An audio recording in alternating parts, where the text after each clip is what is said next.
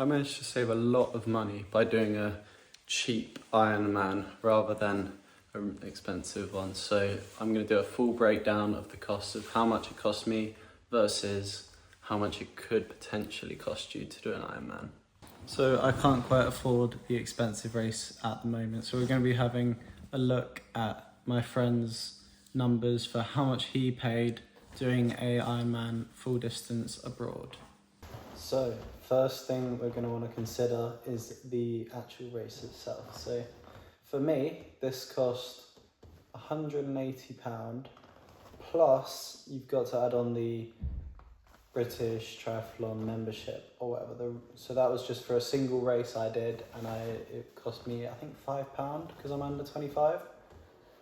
If you were to go on the more expensive side of this, it could be up to £1,000 to do a full Ironman. So my one was only a half, and I also did a non-official race. That's how I managed to get it that much cheaper. Now onto the kit list, we'll start with the swim. These sections are all going to be the same, whether you're doing a half or a full Ironman. So this cost is going to be adding up. You might as well do the full race, I suppose. So with the swim, you're going to need trunks, obviously, and you're probably going to want a wetsuit just because it's going to make you a lot quicker on the swim because of the buoyancy, but you could potentially do it without a wetsuit. I got bought a wetsuit, so that was a birthday present for me, so that actually won't add anything to my cost, but that's probably going to set you back about £100. You don't really want to go cheap with the wetsuit, so yeah, this is probably one of the costs I'd say is worth getting. So on the more expensive side of this, you're probably spending maybe a couple £100 and you can get top of the line a really good quality wetsuit, so you wouldn't need to go anything more than a couple £100 for the wetsuit. And then trunks and goggles, when you add that onto it, we're probably looking about £250 on the upper end for the swim, or luckily for me, I didn't have to spend anything on this section because I already had the tri-suit which I was wearing underneath and the goggles and hat and stuff like that.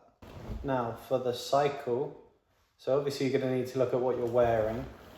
For me, I was wearing a tri-suit, which means I can wear that for the whole race. That was also bought for me for my birthday. These will cost you around, probably again about £100, but it could be, they go up to about £700 on the more expensive end. I don't think that's really necessary unless you're a professional athlete. So we'll say on the more expensive end, we're looking at £400 for a tri-suit. And then you can get still a good one for £100. Then you're going to need to look at bike shoes and the bike itself. So I already owned a bike and my bike shoes, so that was again some money saved for me, and a helmet, of course. Don't really want to go cheap on the helmet, so that's going to cost you a couple £100. I'll put the expensive and the cheap costs up on the screen. And for the bike, on the cheap end, if you did want to do a budget one, you could get a bike off Facebook Marketplace. And this is going to, well, you're going to want to be careful just checking that it's all legit when you are buying it. But if you can find one that looks legit, then you can probably get a decent one for a couple £100 here. Then on the more expensive end, this is where a lot of the cost is going to come. If you want a time trial bike, this could cost you 10 grand, so that's going to add a big thing on the expensive list. Now, running shoes is probably going to be the cheapest part of the whole triathlon, and this was another thing. I already had running shoes, so I was quite lucky in that case. If you want some carbon plated shoes, you could be looking at £300 again for your running shoes, and they do definitely make a difference, but again, not necessary. If this is your first triathlon or something like that, you don't need to be spending that much. Just a good pair of running trainers for at least £100 if you want to get a good pair. Now, obviously, we want to be looking at fueling on the race day. This can get a little bit expensive, obviously not in comparison to the bike if you're doing the expensive list, but this will usually cost you probably about £10. So for my race, I brought 3 gels for my run, and I had a whole pack of hot cross buns for the bike.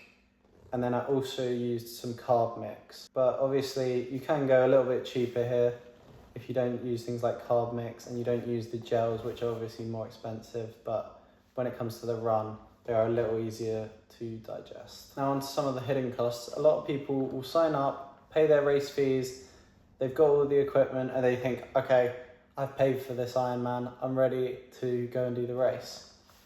But next thing we got to look at is the fuel on the training leading up to the race.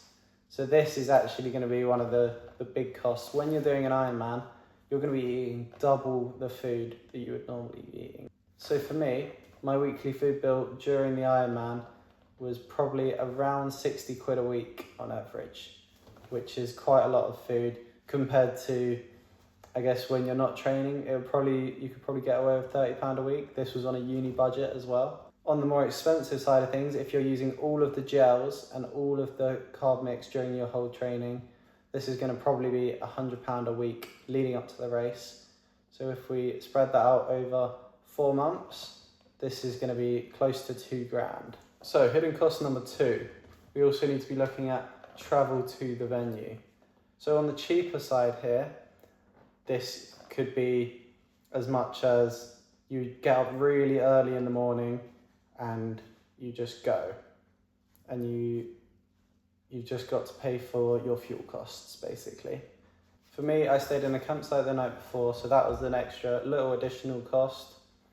And then on the more expensive side of this, if you're doing an Ironman abroad potentially, this could be a couple £100 for flight fees and accommodation fees. That's going to be a very expensive trip. Let's call that about £1,000. Now onto the final hidden cost. This one is one that hit me big time, was bike repairs. So you sign up and you think, okay, I'm ready. In your training, if you're training for that length of time, you're probably going to need to do a bike service at some point, and there's also a good chance your tyres are going to burst, you might break the bike in some other way. Like for me, the pedal fell off my bike completely and I had to use a different bike. So that is all of the costs to do an Ironman, including the hidden ones. So they definitely do add up a little bit, especially if you're working on a budget. You've got to consider some of these things. This is our totals here. So in total, I saved a lot of money in comparison to the expensive.